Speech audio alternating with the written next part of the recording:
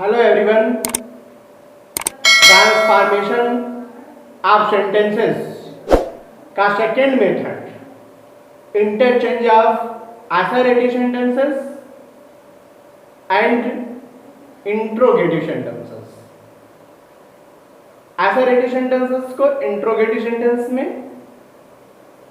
Transform करते समय, interchange करते समय हमें किन सावधानियों का ध्यान रखना चाहिए, या सेंटेंसेस असर्टिव सेंटेंस के स्ट्रक्चर क्या होते हैं और इंट्रोगेटिव सेंटेंस के स्ट्रक्चर क्या होते हैं, और सेंटेंसेस को बनाते समय हमें कौन सी प्रोसेस ध्यान में रखनी चाहिए, इन सब चीजों को लेकर आज मैं आप सभी के सामने उपस्थित हूं।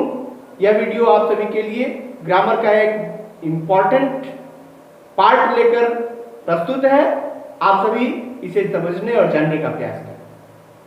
इससे पहले कि हम बोर्ड की ओर चलें, सबसे पहले जरूरी है कि आप समझें कि असर्टिव सेंटेंस क्या है और इंट्रोगेटिव सेंटेंस क्या है। अंग्रेजी में असर्टिव सेंटेंस को हिंदी में विधि सूचक वाक्य कहते हैं और ये दो तरह के होते हैं, first affirmative sentence and second negative sentence. Assertive sentence का स्ट्रक्चर जो है वो दो भाग में हो गया, एक अफर्मेटिव का होगा, एक नेगेटिव का होगा।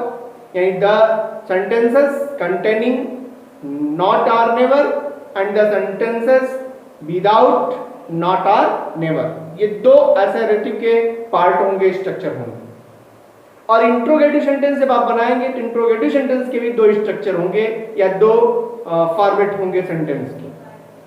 पहला होगा सब हेल्पिंग वर्ब से शुरू होने वाला, यानी हेल्पिंग वर्ब से सेंटेंस का प्रारंभ होगा, और दूसरा होगा क्वेश्चन वर्ड से वाक्य का प्रारंभ होगा। तो इस तरह के कुछ स्ट्रक्चर्स और कुछ इंपॉर्टेंट रूल्स मैं आप सभी के लिए लेकर आया हूं। आइए देखते हैं। बोर्ड पर मैंने कुछ रूल्स शॉर्ट फॉर्म में, छोटे में मैंने समझाने का प्रयास किया है।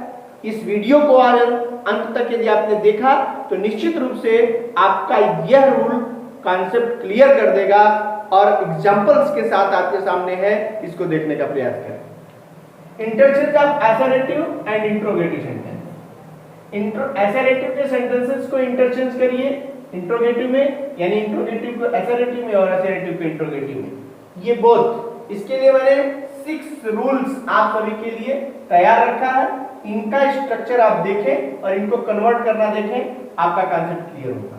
सबसे पहला जो स्ट्रक्चर होगा असर्टिव सेंटेंस का, ये है अफर्मेटिव सेंटेंस, जिसमें आएगा पहले सब्जेक्ट फिर वर्ब। जहां वर्ब लिखा है उसे आप हमेशा ये ध्यान दें कि वर्ब जो है वो टेंस का एक तरह से सिंबल है। टेंस की पहचान वर्ब से ही होती है, और वर्ब के दो पार्ट होंगे, एक हेल्पिंग वर्ब और दूसरा मेन वर्ब। यानी यहाँ लिखा वर्ब है, लेकिन आप यहाँ देखें कि हो सकता है किसी सेंटेंस में केवल वर्ब हो और किसी सेंटेंस में हेल्पिंग वर्ब और मेन वर्ब दोनों हो। तो ये वर्ब जो है हेल्पिंग वर्ब और मेन वर्ब दोनों को इंगित करता है। क्योंकि असर्टिव सेंटेंस बनाना है, इसको इंट्रोगेटिव बनाना है, तो असर्टिव सेंटेंस में हेल्पिंग वर्ब और मेन वर्ब दोनों नहीं रहेगा, लेकिन इंट्रोगेटिव में हेल्पिंग वर्ब रहेगा, तभी इंट्रोगेटिव सेंटेंस बनेगा। तो इस तरह के कुछ स्ट्रक्चर्स हैं, इनको आपको थोड़ा थोड़ा कॉमन चीजों को जरूर ध्यान में देना चाहिए, रखना चाहिए, ताकि आपका सेंटेंस गलत ना हो।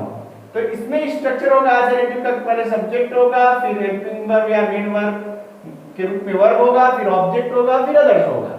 जब आप इसे इंट्रोगेटिव सेंटेंस में बदलेंगे तो यहाँ ये सावधानी ध्यान में रखना है कि जब ये असर्टिव का सेंटेंस विदाउट नॉट हो तो इंट्रोगेटिव बनाते समय इसमें नॉट या नेवर का प्रयोग सेंस के अनुसार जरूर करना चाहिए। यानी ये नेगेटिव नहीं है तो ये नेगेटिव बनेगा, और यदि ये नेगेटिव है तो ये नेगेटिव नहीं बनेगा। ये मेन फार्मूला आप दिमाग में रखिए, क्या कि असर्टिव का वाक्य यदि नेगेटिव में नहीं है तो इंट्रोगेटिव बनेगा तो नेगेटिव में बनेगा, और यदि असर्टिव का वाक्य नेगेटिव में है तो इंट्रोगेटिव बनेगा तो नेगेटिव नहीं बनेगा।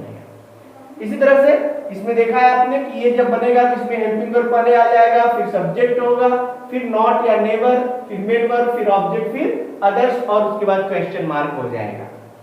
जैसे यहाँ मैंने एग्जांपल दे रखा है, इसको इसी पर समझते चलेंगे तो आपका कॉन्सेप्ट और भी क्लियर होगा। फर्स्ट है द अर्थ इज राउंड, ये एसेरेटिव का सेंटेंस है जो विदाउट नॉट है। जब इसको चेंज करेंगे तो सबसे पहले हेल्पिंग वर्ब होगा, हेल्पिंग वर्ब हो तो इसको सबसे पहले कर दो, यानी ये हो गया है आपका इज द अर्थ। इसके बाद क्या लिखना है, नेगेटिव यानी नॉट हो गया राउंड। दूसरी सावधानी इसमें है कि जब भी आप सेंटेंस बनाइए तो ये इंट्रोगेटिव के सेंटेंस में वाक्य के अंत में क्वेश्चन मार्क जरूर रहना चाहिए।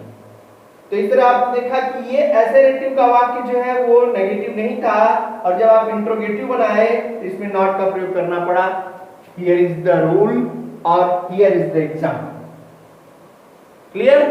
नेक्स्ट रूल है कि पहले आप सब्जेक्ट लिखेंगे, फिर हेल्पिंग वर्ब लिखेंगे, not, verb, main verb, object और अदर्स। इस तरह का स्ट्रक्चर है। तो अब आप इसको चेंज करेंगे तो इसमें नॉट दिया रहेगा, तो इसमें नॉट नहीं देंगे, यानी ये हो जाएगा helping verb plus subject plus main verb plus object plus others question mark. ये हो गया आपका विदाउट नॉट का एग्जांपल। यहाँ है Ram is not a good boy, तो आप इसे बनाएंगे is Ram a good boy.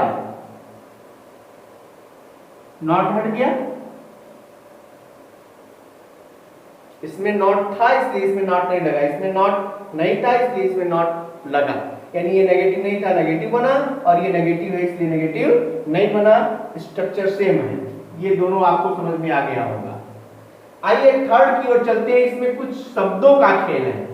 इन शब्दों में एवरीबॉडी और एवरीवन को आप देखिए, जब ये सब्जेक्ट के प्लेस पर आ जाते हैं एवरीबॉडी और एवरीवन, उसके बाद वर्ब, ऑब्जेक्ट और अदर्स होगा।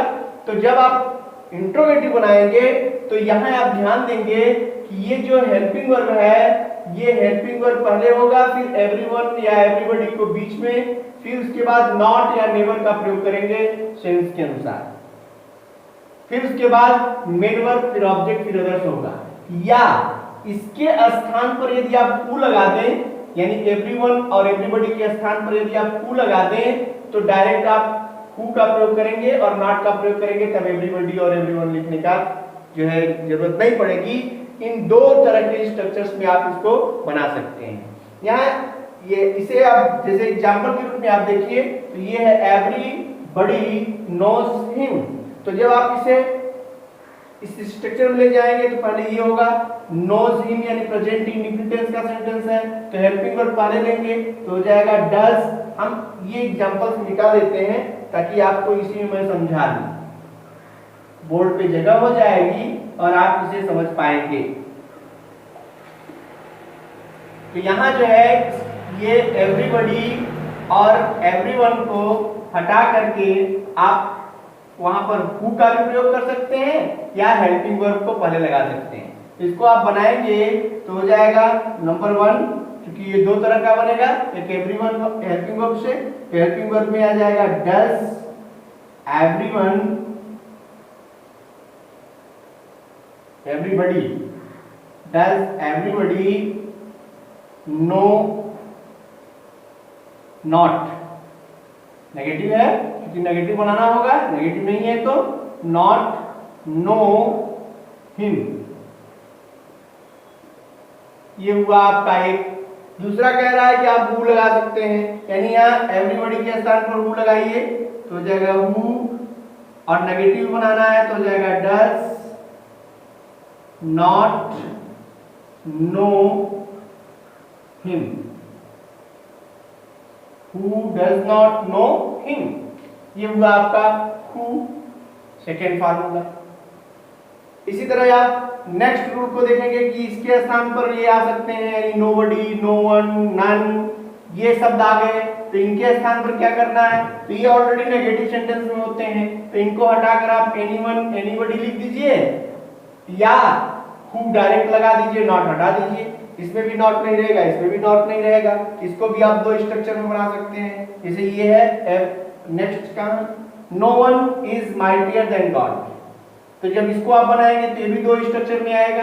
दो स्ट्रक्चर में कैसे आएगा, तो नो वन की जगह एक स्ट्रक्चर होगा, हेल्पिंग वर्ब पहले लेंगे, no one is mightier than God तो हो जाएगा is anyone mightier than God.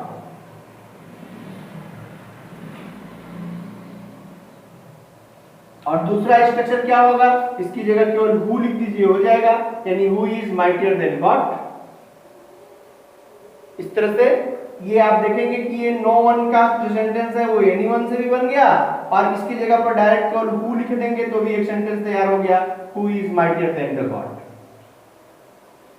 इस तरह से ये आपका फोर्थ फार्मूला भी क्लियर हुआ। आइए हम आगे जो है नेक्स्ट फार्मूले की ओर चलते हैं, और इन लोग की जो एग्जांपल्स हो चुके हैं उनको मैं इस बोर्ड से हटा दे रहा हूं ताकि कंफ्यूजन ना हो, कॉन्सेप्ट बना रहा। नेक्स्ट नंबर 5 पे आप देखेंगे तो इट डज नॉट मैटर के प्लेस पर ये रिमेनिंग मैंने लिखा है, यानी रिमेनिंग वर्ड्स जो होंगे उनको यहीं पर ऐड कर दिया जाएगा, इनसे मतलब नहीं है हमारा, केवल इन फ्रेजेस से मतलब है। इट डज नॉट मैटर आ जाए तो उसके स्थान पर व्हाट लगा दीजिए, और इट इज एक्सट्रीमली फुलिश आ जाए तो उसके स्थान पर वाई, बाकी जो सेंटेंस के पार्ट हैं उनको आगे ऐड कर दिया जाता है। ये दो फॉर्मेट आप दिमाग में रखेंगे तो इंट्रोगेटिव बनाने में आसानी होगी। ऐसा नहीं है केवल यही बनेगा, इसके अलावा यदि आप हेल्पिंग वर्ब से बनाना चाहेंगे तो हेल्पिंग वर्ब से भी बन जाएंगे, यानी हेल्पिंग वर्ब पहले देंगे, फिर सब्जेक्ट देंगे, फिर वर्ब और ऑब्जेक्ट। क्योंकि एसेरेटिव को इंट्रोगेटिव बनाते समय आपने ये देखा कि इसमें हेल्पिंग वर्ब से भी बन सकता है और क्वेश्चन वर्ड से भी बन सकता है। तो हेल्पिंग वर्ब से भी आप बना सकते हैं, यानी किसी भी सेंटेंस में पहले हेल्पिंग वर्ब ले लीजिए, फिर सब्जेक्ट, फिर वर्ब और ऑब्जेक्ट लिखिए। ध्यान ये देना है कि ये एसेरेटिव का सेंटेंस अफर्मेटिव में है, अर्थात इसमें नॉट नहीं है, तो इंट्रोगेटिव बनाते समय नॉट लगाना होगा, और यदि एसेरेटिव के सेंटेंस में नॉट दिया है तो इंट्रोगेटिव बनाते समय नॉट नहीं लगाना है। ये प्रमुख एक तरह से रूल है इंटरचेंज करते समय एसेरेटिव के सेंटेंसेस को इंट्रोगेटिव में। तो आइए इसको देखते हैं, इसका एग्जांपल यहां मैंने लिख रखा है, it is no good to help a mean man. तो यहाँ इट इज केवल आया है, इट इज नो गुड, तो आप इसको लिख सकते हैं इट इज नो की जगह what good is to help a mean man.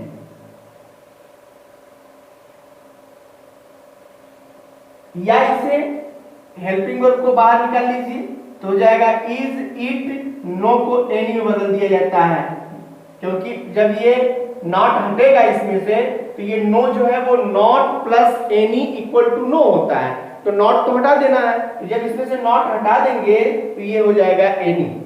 इस तरह से is it any good to help a mean man, ये इस तरह से बन जाएगा। इसी तरह नेक्स्ट को देखें आप 6 नंबर पे, इट इज एक्सट्रीमली फुलिश की जगह वाई का प्रयोग किया जाता है, यानी इसको हटाइए तो ये पूरा का पूरा हो जाएगा, ठीक है। तो इट इज एक्सट्रीमली फुलिश की जगह लिखेंगे वाई वेस्ट टाइम, यानी it is extremely foolish to waste time की जगह आप केवल डायरेक्ट लिखेंगे वाई वेस्ट टाइम। ये हो गया आपका एसेरेटिव से इंट्रोगेटिव। अब इसमें चूंकि इंटरचेंज का प्रोसेस है, यानी एसेरेटिव को जैसे आपने इंट्रोगेटिव में बदला वैसे ही आप इंट्रोगेटिव को एसेरेटिव में बदलेंगे। डियर स्टूडेंट्स, ये जो फार्मूला है ये स्पेशली एग्जामिनेशन के लिए बहुत इंपॉर्टेंट है। एग्जामिनेशन में जो सेंटेंसेस ट्रांसफॉर्मेशन के लिए आते हैं वो दोनों तरफ से होंगे, यानी इंट्रोगेटिव को भी एसेरेटिव में और एसेरेटिव को भी इंट्रोगेटिव में। तो चूंकि आप जब एसेरेटिव से इंट्रोगेटिव में बना लेते हैं तो इंट्रोगेटिव को भी एसेरेटिव बना सकते हैं, there should be no doubt. But आपको उन बारीक फार्मूला को, बारीक रूल्स को, माइन्यूट रूल्स को आपको बहुत ध्यान में रखना चाहिए ताकि आपके सेंटेंसेस गलत ना हो और आप एग्जामिनेशन में अच्छे नंबर स्कोर कर पाएं। तो इस तरह से ये फार्मूला ट्रांसफॉर्मेशन ऑफ सेंटेंसेस का सेकेंड मेथड मैंने आपको समझाने का प्रयास किया। उम्मीद करता हूं कि आप सभी को ये रूल अच्छे से समझ में आया होगा। आप सभी को बहुत बहुत धन्यवाद। कि आप सभी ने अपना पूरा समय दिया और वीडियो देखा। आप सभी मुझे अप्रिशिएट करते हैं, लाइक कमेंट शेयर करते हैं, इसके लिए मैं अपने प्रिय विद्यार्थियों का हृदय से आभारी हूँ।